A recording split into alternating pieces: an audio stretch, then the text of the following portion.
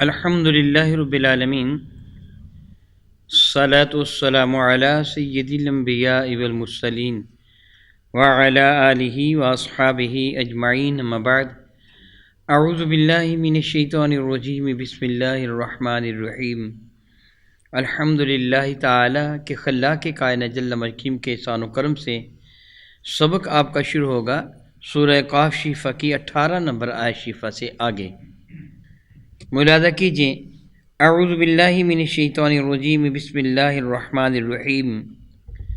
وجاءت سکرۃ الموت بالحق ذلک ما کنت منہ تحید۔ اللہ اکبر۔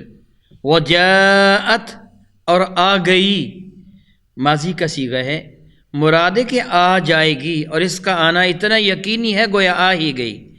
وجاءت سکرۃ الموت، اور آ گئی موت کی سختی، بالحق، کہ جس کے آنے میں کوئی بھی لمحہ برابر بھی جھوٹ نہیں، ایک ذرہ برابر بھی جھوٹ نہیں ہے، جس کا آنا بالکل حق ہے۔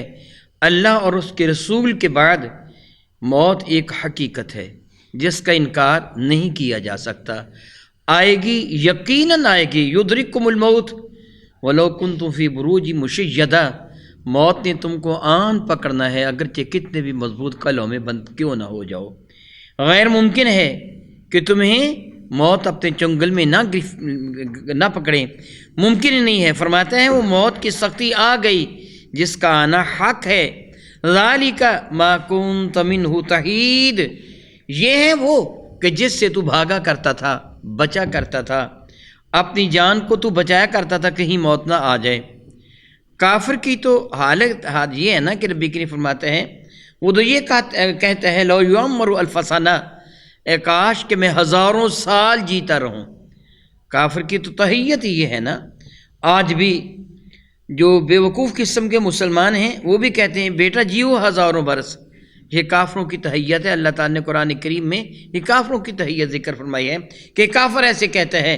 ایمان والا زندگی کی دعا دے گا تو ساتھ نیکیوں کی دعا، کہ اللہ تعالیٰ تجھے نیکیوں سے بھرپور زندگی عطا فرمائے، اللہ تعالیٰ جل وعلا تجھے دونوں جہانوں کی عزتوں والی زندگی عطا فرمائے۔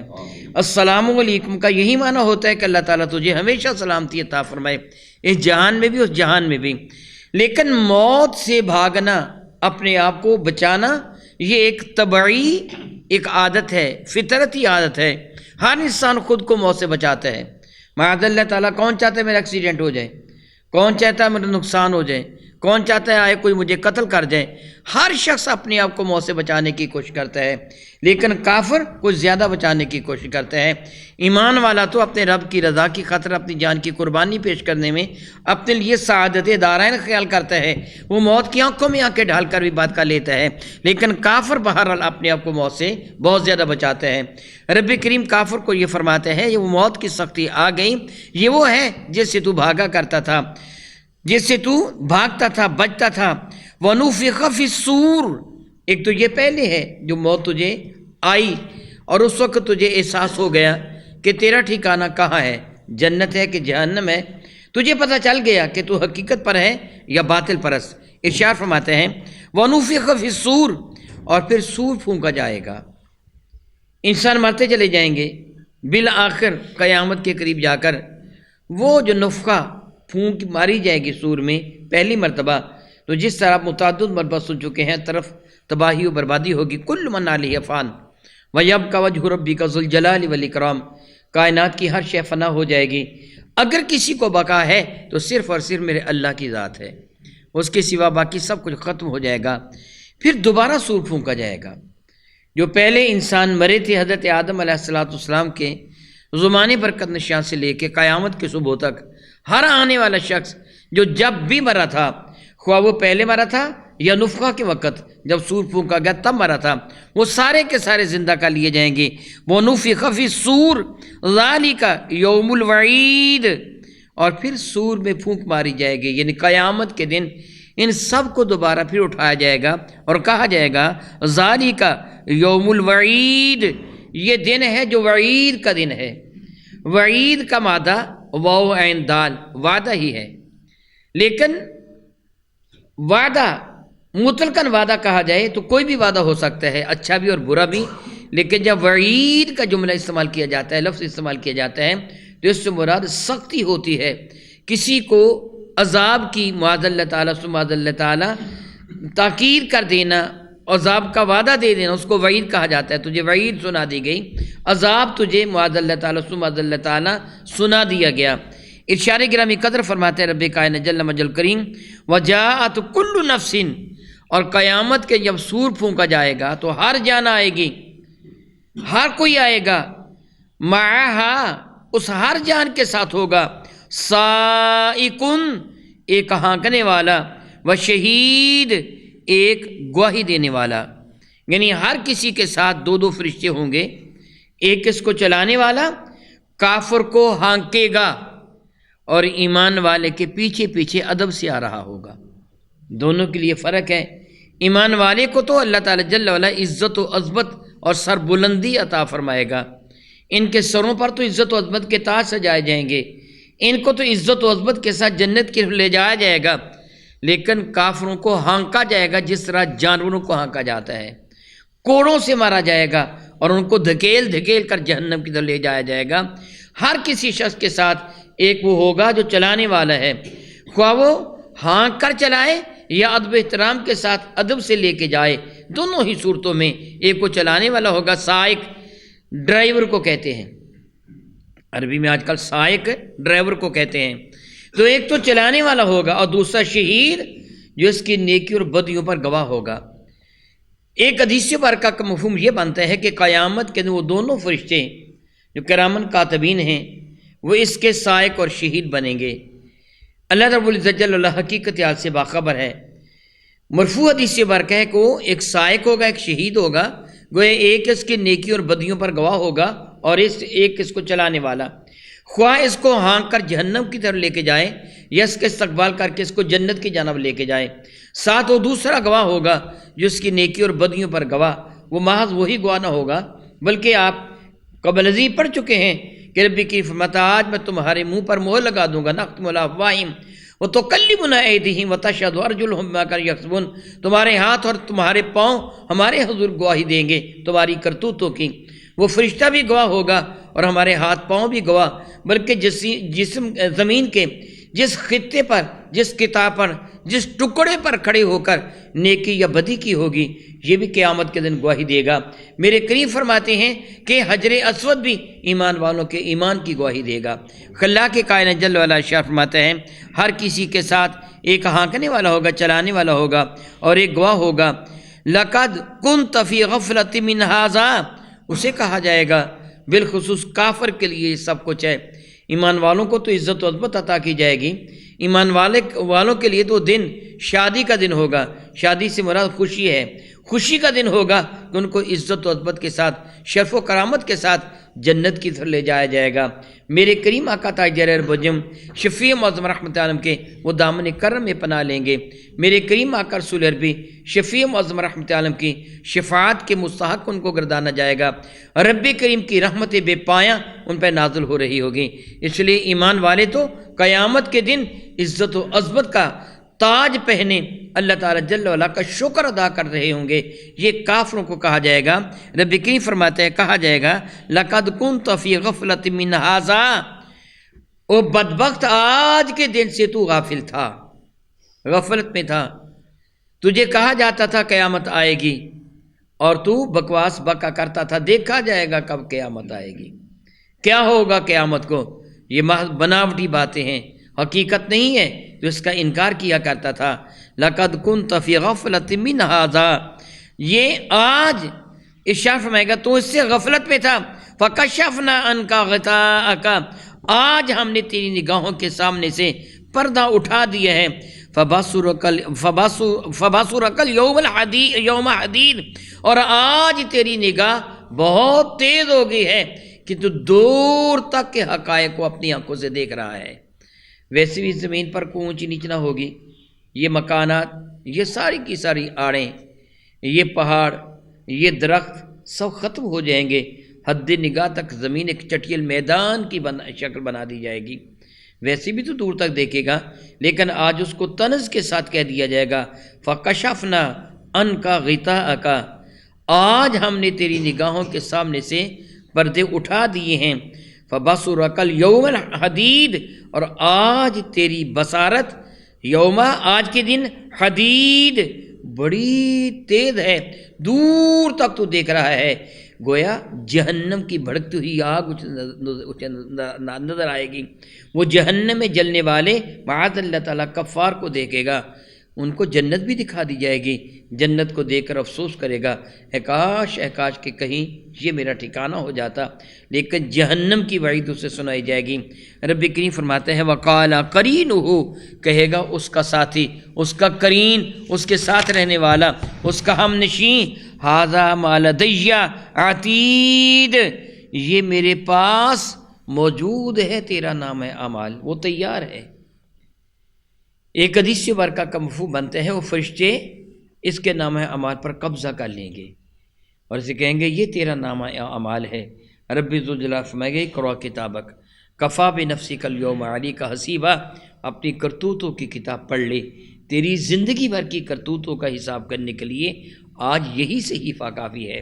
خلاق کائنات جل وعلا شاہ فرماتے ہیں القیا فی جہنم کل کفار عنید، اور ڈھال دیا جائے گا جہنم میں ہر اس کافر کو، ناشکرے کو، جو عناد رکھنے والا، جو ہٹ درم تھا، جو ضدی تھا۔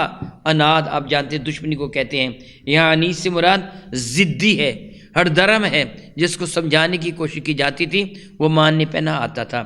جس طرح آپ جانتے ہیں نا آج تک وہ خبیث امریکہ کا صدر، ہٹ دھرم، ضدی، میں یہ کر کے رکھ دوں گا، وہ کر کے رکھ دوں گا، الیاذ باللہ تعالیٰ ثم الیاذ باللہ تعالیٰ، دنیا کو جنگ کی آگ میں جھونکنے کی وہ کوشش کر رہا ہے، تباہی و بربادی کے دہانے پر دنیا کو لے کے آ گیا ہے، ضدی ہٹ دھرم۔ رب کریم فرماتے ہیں کہ القی فی جہنم، ڈھال دیا جائے گا جہنم میں ان دونوں کو، کل کفار، بلکہ ہر کسی کو، رب کریم عنید جو ناشکر ہے، ضدی ہٹ درم ہے، مناع للخیر جو لوگوں کو نیکی سے منع کیا کرتا تھا، روکا کرتا تھا، نیکی کی ترغیب دینا تو ایک پاس طرف رہا، وہ نیکی کرنے والوں کی راہ میں رکاوٹیں کھڑی کیا کرتا تھا، منع کرتا تھا، مناع للخیر وہ نیکی سے منع کرتا تھا، معتدین مریب حد سے بڑھ جانے والا تھا اور بڑے شکوک و شبہات والا تھا۔ رب کریم فرماتا ہے الذی جعل مع اللہ الہا آخر، وہ نابکار، وہ بدبخت جس سے اللہ تعالیٰ جل وعلا کے ساتھ دوسرا الہ بنا لیا تھا، اللہ کو چھوڑ کر وہ رب کائنات کے سوا عبادت کرتا تھا۔ معلوم ہوا یہ ساری کی ساری باتیں کافروں کے لیے ہیں، جس طرح بدبخت مودی وغیرہ ہے، کتنا ضدی ہے، ظلم کر رہا ہے، زیادتی کر رہا ہے اور کہہ رہا ہے کہ میں حق پر ہوں۔ معاذ اللہ تعالیٰ ثم معاذ اللہ تعالیٰ الذی، وہ بدبخت کہ جعل مع اللہ الہا آخر، جس سے اللہ تعالیٰ جل وعلا کے سوا کسی اور کو معبود بنا لیا، فالقیاہ فی العذاب الشدید، اور پھر اس کو شدید ترین عذاب میں ڈال دیا جائے گا، جہنم میں جھونک دیا جائے گا۔ تو قال قرینہ ربنا ما اطغیتہ، تو پھر اس کا ساتھی کہے گا، بعض علماء کرام ارشاد فرماتے ہیں ساتھی سے مراد وہ فرشتہ ہے جس کے نامہ اعمال کو لکھنے پر متعین تھا، اور بعد نے کہا کہ وہ شیطان ہوگا کہ جس کو رب کائنات جل کریم نے اس کے ساتھ پیدا کیا، بعد نے کہا مطلقاً ابلیس مراد ہے، حقیقت سے رب کائنات واقف ہے کہ وہ فرشتہ ہی ہوگا کہ جس کے نام اعمال کے لکھنے پر متعین ہے، جو یہ کہے گا مولا تعالیٰ تیرے لکھنے والے نے میرے ساتھ زیادتی کی، یہ کچھ میں نے کیا نہیں، جو کچھ اس نے لکھ دیا۔ پھر اس کے ہاتھ اور پاؤں سے گواہی لی جائے گی کہ کیا فرشتہ سچا ہے یا یہ، حالانکہ اللہ تعالیٰ جانتا ہے فرشتہ ہی سچا ہے، پھر بھی اس کو لاجواب کرنے کے لیے گواہی لی جائے گی۔ جن لوگوں نے کہا اس سے مراد شیطان ہے، وہ یہ فرماتے ہیں کہ ابلیس سے لعین کو بھی پیش کیا جائے گا، وہ کہے گا کافر کہ شیطان نے مجھے گمراہ کیا، اور شیطان کہے گا میرا تجھ پر کون سا تسلط اور جماؤ تھا، دباؤ تھا، میں نے تجھ کو گناہ کی دعوت دی تو خود ہی گناہ کی طرف آ گیا، پھر میں تو پیچھے ہٹ گیا اور تو مسلسل گناہ میں آگے بڑھتا چلا گیا، اس پہ میرا قصور کیا ہے؟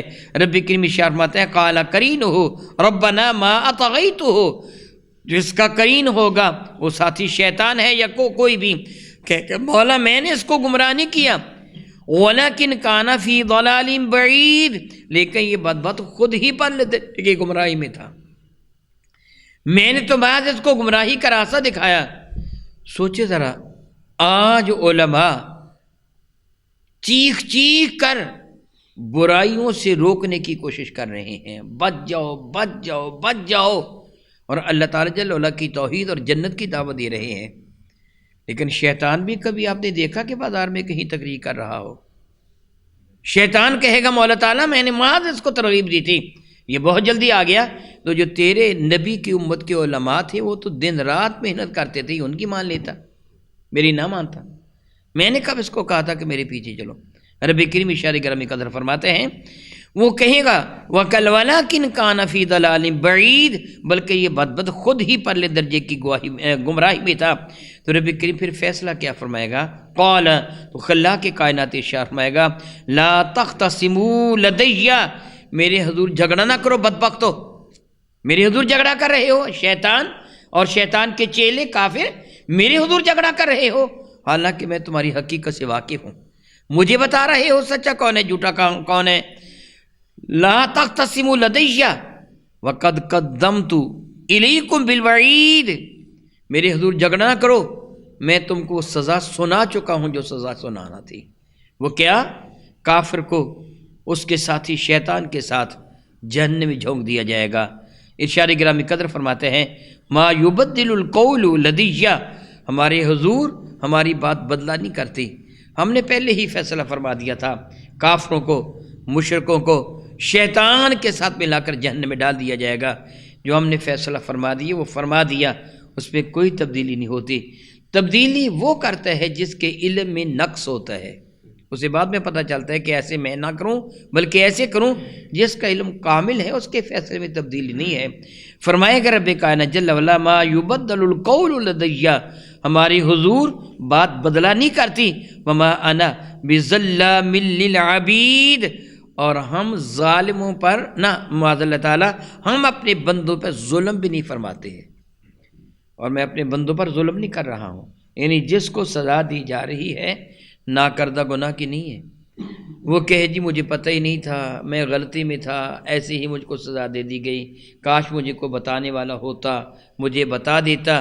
رب فرماتا ہے میں ناکردہ گناہ کی سزا نہیں دیتا، ناکردہ گناہ کی سزا دینے والا ظالم ہوتا ہے، اور فرماتا ہے میں تو اپنے بندوں پہ ظلم نہیں کرتا، بلکہ آپ جانتے ہیں بہت بار بات سن چکے ہیں، وہ تو معاف فرمانے والا مہربان ہے، وہ تو بات بات پر معاف فرماتا ہے۔